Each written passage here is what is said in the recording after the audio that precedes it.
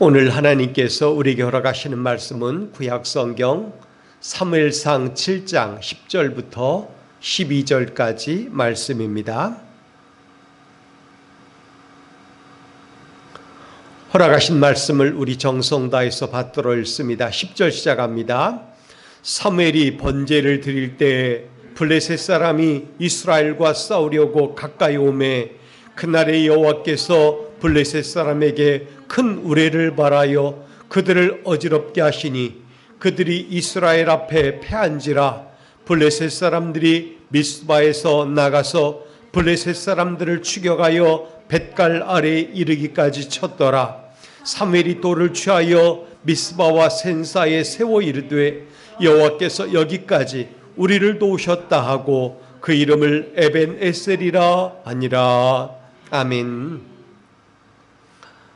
오늘은 추수감사 주일입니다. 그래서 지금까지 지내온 모든 은혜를 생각하며 주의 크신 은혜라는 제목으로 말씀을 전하려고 합니다. 강단에도 약간의 과일로 강단을 장식을 했습니다. 이렇게 풍성한 과일과 삶의 열매를 허락하신 하나님께 먼저 영광을 돌렸으면 좋겠습니다.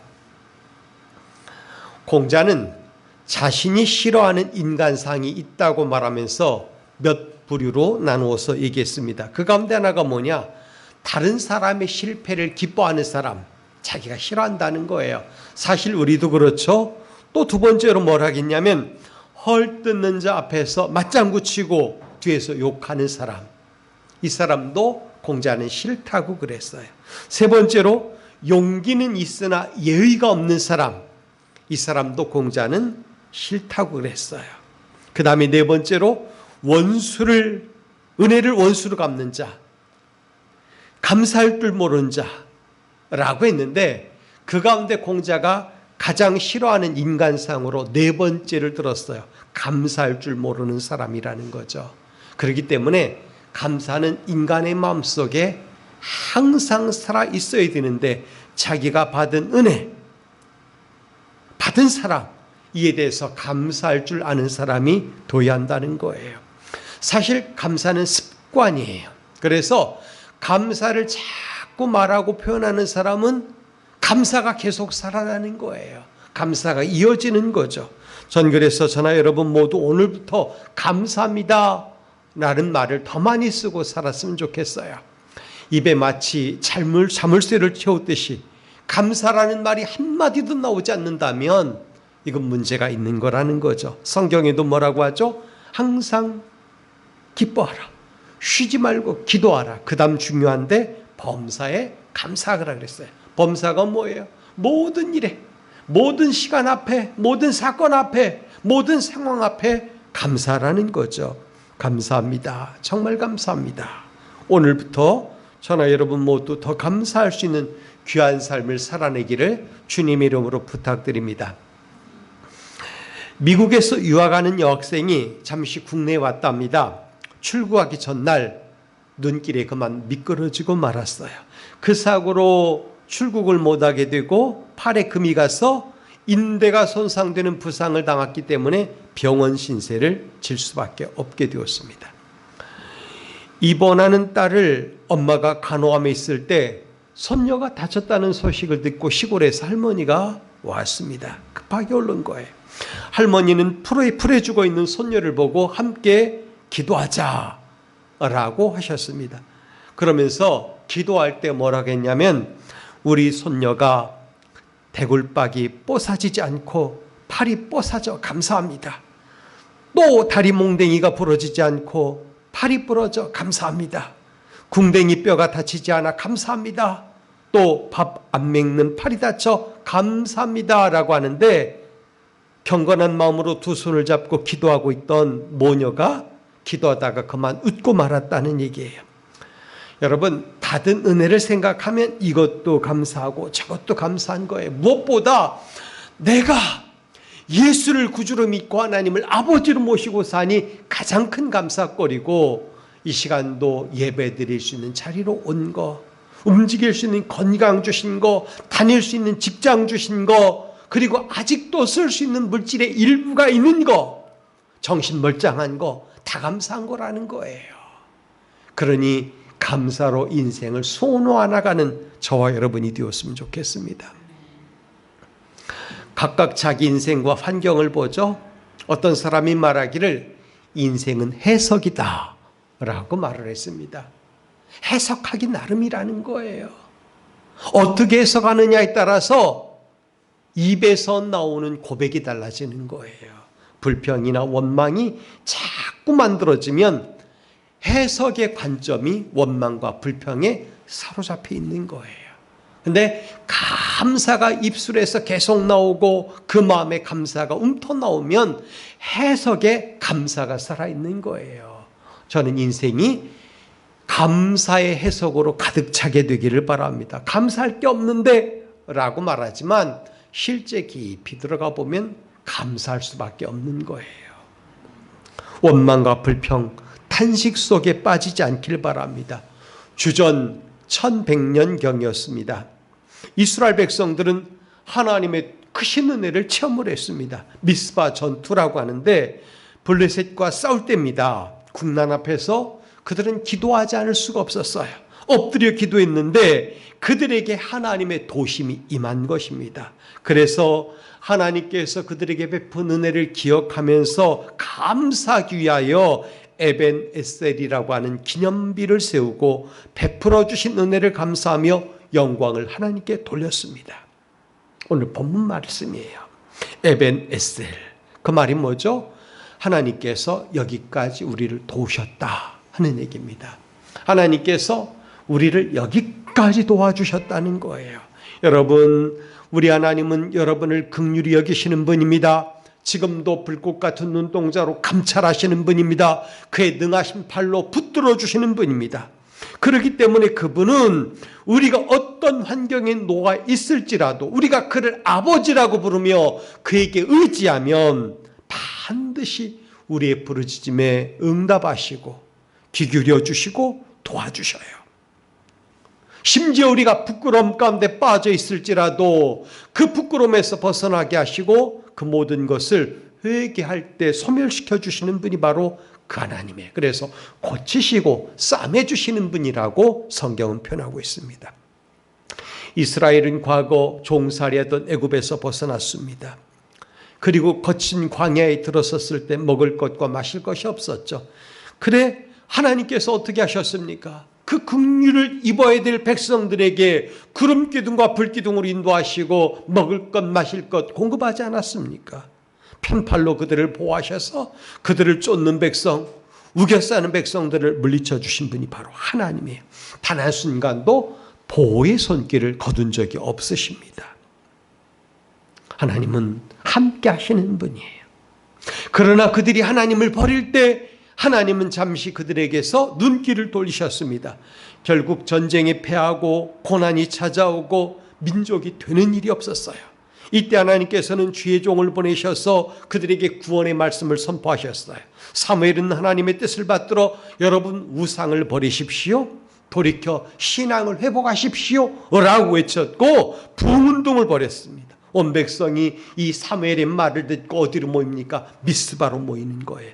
거기 모여서 금식하고 회개하며 대각성 집회를 연 것입니다.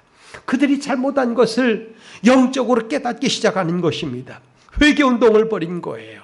근데 이때 또 블레셋이 쳐들어온 것입니다. 전쟁 준비를 갖추지 못했어요. 이스라엘은 당황할 수밖에 없었습니다. 큰 두려움과 공포가 그들에게 찾아옵니다. 그들은 사무엘에게 자기들을 위하여 기도해달라고 요청을 합니다. 이때 사무엘이 백성들을 대신하여 하나님께 엎드려 기도합니다. 부르짖었습니다. 그러자 하나님의 큰 우레가 발휘하여 블레셋 진영에 떨어집니다. 블레셋 진영에서 깜짝 놀라 흩어집니다. 도망하고 맙니다. 이스라엘은 그들을 추격하여 전쟁에서 쳐서 이기고 승리합니다. 빼앗겼던 영토, 재물을 다 찾아옵니다. 하나님께 감사의 제사를 드립니다. 그러면서 하는 말이 하나님께서 여기까지 우리를 도우셨다. 하나님께서 여기까지 우리를 도우셨다. 에벤 에셀이라고 하면서 하나님께 영광을 돌린 것입니다. 전 이렇게 믿습니다. 지금까지 지내온 것 주의 크신 은혜입니다. 하나님께서 함께 하셨고 붙들어 주셨고 물리쳐 주셨고 공급해 주셨기 때문에, 보호해 주셨기 때문에 우리가 여기까지 온 거예요. 오직 하나님의 사랑의 줄에 매여 우리가 여기까지 온 것이라는 거죠. 그래서 저는 우리와 함께 하시는 하나님의 손길이 어떤 손길일까 잠시 묵상을 해봤습니다. 무엇보다 그 손길은 사랑의 손길이에요. 병자는 어루만져 주시고, 죄인들은 불쌍히 여겨주시며 붙들어 주시고, 아이들은 쓰다듬어 주시는 그 하나님, 떡을 떼어 무리를 먹여주시고 제자들의 발을 씻겨주신 그 손길. 사랑은 이렇게 구체적인 행위로 표현되었습니다. 주님은 그 따뜻한 손길을 우리에게도 오늘 보내주시는 것입니다. 그 따뜻한 사랑의 손길, 그 사랑의 손길에 우리가 붙들려 여기까지 온 거예요. 또 그 손길은 구원의 손길이잖아요.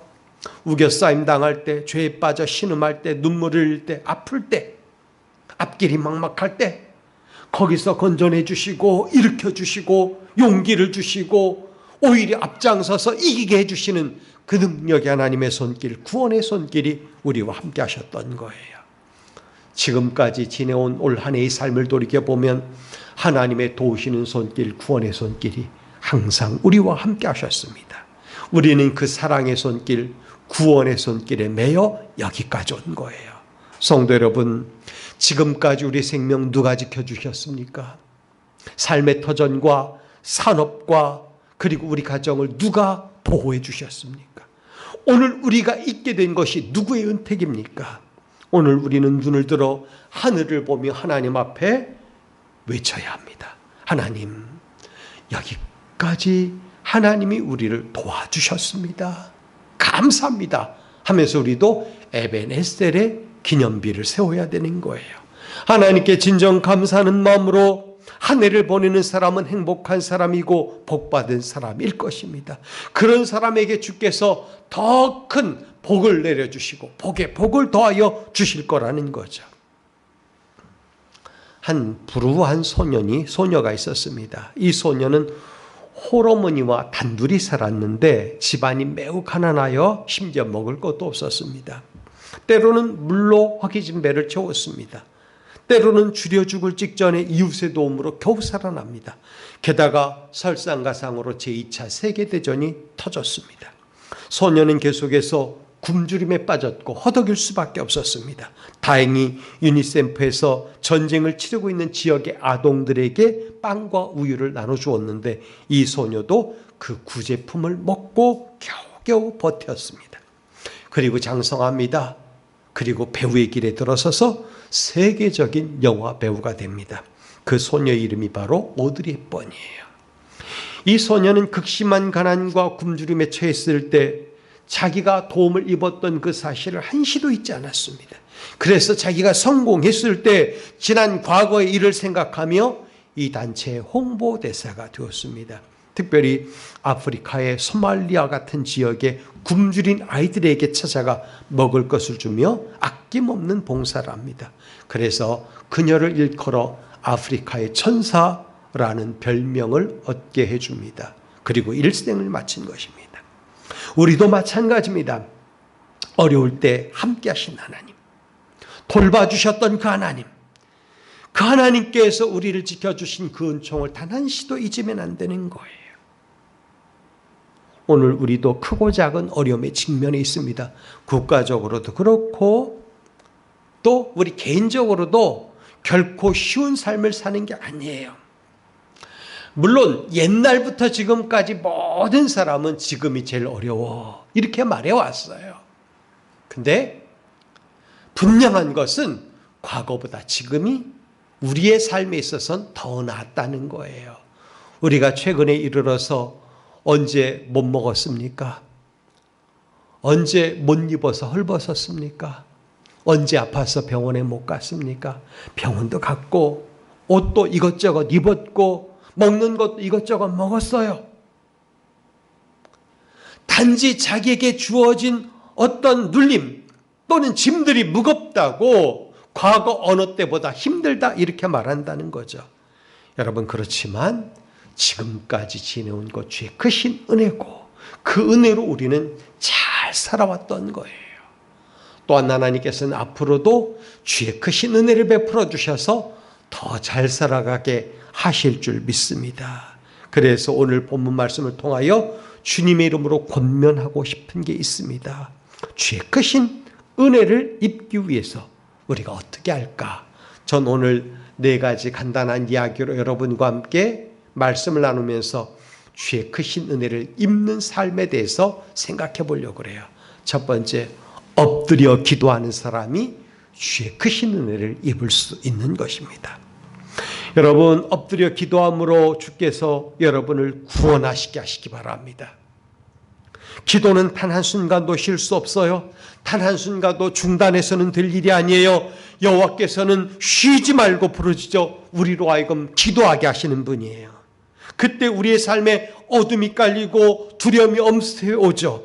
그렇지만 성도 여러분, 바로 그 순간이 하나님 앞에 엎드릴 순간이고 그 순간 엎드려 기도하는 것으로 말미암아 하나님은 역사하기 시작하는 거예요. 세상은 만만하지가 않습니다. 블레셋 군대처럼 강력한 무기로 무장하고 우리를 공격해오는 세력이 굉장히 많아요. 혈과 육의 싸움으로는 도저히 이길 수가 없습니다. 그러나 우리는 믿을 것이 있습니다. 하나님께서 이스라엘과 함께 하셨듯이 오늘 우리와 또 함께 해주실 거예요. 우리가 미처 전쟁을 준비하지 못하고 심지어 당황감 가운데 빠져 있을지라도 기도할 수만 있다면, 엎드릴 수만 있다면 하나님은 그런 환경에서도 우리를 건져내 주시고 주의 크신 은혜를 입혀주실 거예요. 그러므로 여러분, 엎드려 기도하는 사람들이 되길 바랍니다. 두 번째로, 제단을 회복하시기 바랍니다. 제단을 회복하는 사람이 주의 크신 은혜를 입는 사람이에요. 전 여러분 모두 온전한 번제로 하나님께 여러분 자신을 드릴 수 있기를 바랍니다. 사무엘상 7장 9절 말씀에 보면 사무엘이 젖 먹는 어린 양 하나를 가져다가 온전한 번제를 여호와께 드리고 이스라엘을 위하여 여호와께 부르짖음에 여호와께서 응답하셨더라, 이렇게 말했어요. 온전한 번제. 여러분, 하나님 앞에 예배 드리는 삶을 살아야 되는데 우리의 중심이 하나님께 드려져야 돼요. 예배하면서 딴 생각하면 안 돼요. 예배하면서 산만해서도 안 돼요. 예배할 때는 집중해야 돼요. 하나님 앞에 집중해야 되는 거예요. 온전히 드려야 되는 거예요. 온전히. 부분적으로 드려서는 안 되는 것입니다. 사무엘은 민족이 겪는 어려움을 가지고 기도할 때 그냥 기도하지 않았어요. 하나님 앞에 정성껏 단을 쌓고 그 위에 온전한 제사를 올려놓았어요. 여러분, 응답받는 비결이 어디 있다고 생각하십니까? 온전한 번제, 필수적인 거예요. 온전한 번제, 필수적인 것입니다. 우리 자신을 온전한 번제로 드릴 수 있기를 바랍니다. 그게 바로 제단을 회복하는 거예요. 오늘도 수백만 명이 예배를 드릴 거예요. 전국 각처에서, 우리 민족 가운데. 그런데 온전한 번제로 자신을 하나님께 드리는 사람은 그 가운데 얼마나 될지 우리는 셈할 수 없어요. 이에 득실의 생각을 가지고, 심지어는 교회에서도 우쭐대는 마음을 가지고, 남에게 보여주고 싶은 마음을 가지고 예배하는 사람들이 수도 없이 많아요. 그냥 내가 죽어진 제물로 하나님 앞에 드려지는 거예요. 내가 살아있으면 제물이 되는 게 아니에요. 과거에는 소나 양이나 염소나 비둘기를 완전히 태워드려서 그걸 번제라고 했어요. 번제를 드린 후 사무엘은 하나님 앞에 기도합니다. 이 시간 우리가 드린 예배가 자신의 마음과 몸을 태워드리는 온전한 번제가 되길 바랍니다. 그래야만 하나님께서 주의 크신 은혜를 입혀주시는 거예요. 세 번째, 이적을 사모해야 돼요. 성도 여러분, 우리 하나님은 우리를 향하여 그의 기뻐하시는 뜻을 따라 이적을 베푸시는 분이에요. 전 그래서 우리의 모든 삶이 이적을 경험하는 인생이 되었으면 좋겠어요. 이적이 상식이 되는 삶을 말하는 것입니다. 번제를 드릴 때 블레셋 사람이 이스라엘과 싸우려고 왔어요. 가까이 왔다 그랬어요. 그날에 여호와께서 블레셋 사람에게 큰 우레를 발하여 그들을 어지럽게 하셨다고 그랬습니다. 경천동지할 소리가 팡 터지는 겁니다. 그들 무리를 흩어놓을 정도로 가공할 소리가 들리는 거예요. 우레소리가. 천둥 번개가 쳤을지 모릅니다. 그래서 그들이 뿔뿔이 터집니다. 도망가는 거예요. 야, 두렵다. 우리는 이길 수 없다면서 도망을 칩니다. 그러자 이스라엘 백성들이 미스바로부터 흩어져 나가서 블레셋 사람을 추격하여 벳갈 아래 이르기까지 쳤다라고 이야기하고 있습니다. 우리가 언제 바랬습니까? 하나님 앞에 온전한 번제를 드리고 부르짖어 기도할 때 바란 거예요. 그렇기 때문에 기적을 경험하려면, 이적을 상식처럼 경험하려면 우리 자신을 온전한 번제로 드리고 하나님 앞에 엎드려 기도하면 그 시간에 하나님이 역사하는 거예요. 큰 우레소리는 하나님의 이적이십니다. 하나님이 나타내신 능력이라는 것입니다. 이 능력이 임하면 적이 물리 도망가고 우리 인생 앞에 놓인 가난도 쫓겨가고 우리 인생에 드리워진 저주도 풀리고 회복과 평강을 맛보는 그런 삶을 살게 될 거라는 거예요. 잠언 21장 31절 말씀에 보면 싸울 날을 위하여 마병을 예비하거니와 이김은 여호와께 있느니라 이렇게 말했어요. 우리는 싸워서 이기려고 마병을 준비한다는 거죠. 그러나 우리 하나님께서 원하시는 것은 마병을 준비하는 게 아니라 온전한 번제를 드리고 부르짖어 기도하는 거, 엎드려 부르짖어 기도하는 거, 이 삶을 우리가 하나님 앞에 나타내길 원하시는 거예요. 이기고 지는 것은 하나님의 손에 달려 있습니다. 우리나라도 세계적으로 보면 군사력이 상당하다고 하죠. 미국, 중국, 러시아, 영국, 프랑스 이런 나라들도 강하겠죠. 우리나라도 만만치 않게 강하다고 그래요. 그러나 여러분, 전쟁이 발발하면 과연 우리가 이기고 지는 게 있을까요? 없어요. 영상을 보셨는지 모르겠지만 이스라엘이 가자 지구에 수없이 많은 포탄 미사일을 투하했습니다. 영상을 보니까 모든 건물들이 산산이 흩어졌어요. 파괴되었어요. 수없이 많은 사람이 죽었대요. 수천 명이 죽었어요. 만약에 서울에 포탄이 떨어진다고 가정해 보세요. 과연 누가 살아남을 수 있겠습니까? 어떤 건물이 그냥 버젓이 존재할까요? 쉽지 않은 일이에요. 여러분, 이기고 지는 게 아니에요. 이제는 우리는 하나님의 손 안에서 이겨야 되고 그리고 안정감을 누리며 평화를 맛보아야 돼요. 여러분, 이적을 사모하는 인생이 되되 하나님 앞에 엎드려 기도하고 온전한 번제를 드림으로 이적을 경험하는 저나 여러분이 되길 바랍니다. 마지막으로 마음의 기념비를 세우라 그랬어요. 이것은 지금까지 베풀어 주신 은혜를 돌이켜보며 여기까지 하나님께서 우리를 도우셨다라고 하는 기념비를 말하는 거예요. 12절 말씀이죠. 사무엘이 돌을 취하여 미스바와 센 사이에 세워 이르되 여호와께서 여기까지 우리를 도우셨다 하고 그 이름을 에벤 에셀이라 하니라. 이스라엘 백성은 하나님의 도우심으로 승리하셨음을 믿음으로 고백하며 감사하고 그 사실을 후대에 알리기 위하여 이 기념비를 세운 거예요. 주께서 우리 민족을 여기까지 도와주셨다. 신명기 8장 18절에도 이렇게 말하죠. 내 하나님 여호와를 기억하라. 그가 내게 재물 얻을 능을 주셨음이라. 이렇게 말합니다. 여러분, 여호와 하나님을 기억하는 삶을 살길 바랍니다. 그분이 우리를 여기까지 도와주셨고 그분이 우리의 앞길을 헤쳐주셨고 우리의 대적을 그분이 막아주셨고 우리의 원수로 도망가게 만들어주신 분이에요. 그리고 우리의 먹을 것과 입을 것을 공급해 주신 분이에요. 얻은 재물, 얻은 능력, 얻은 지혜, 얻은 지식 다 하나님께서 주신 것임을 잊지 말고 감사로 기념비를 세우는 저와 여러분 인생이 되길 바랍니다. 하나님께서 복 주신 것에 대해서 감사하는 마음으로 단을 쌓고 그것을 나도 기념할 뿐만 아니라 내 가정에도 세워서 나의 후손도 그 고백이, 그 믿음이 연장되기를 바라는 삶을 살아간다면 하나님께서 크게 기뻐할 줄 믿습니다.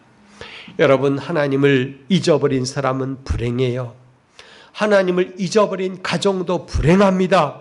하나님을 잊어버린 회사도 불행합니다. 하나님을 잊어버린 나라도 불쌍해지는 거예요.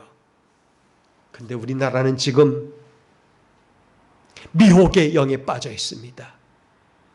이상한 주술사, 점보는 점성가, 그리고 이상한 도사들이 판을 치고 이 말 저 말로 국기를 문란시키고 국정을 혼란케 하는 거예요.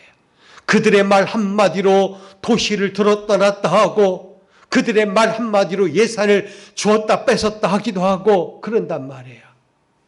이게 될 말이 아니죠. 불쌍한 나라가 되는 거예요.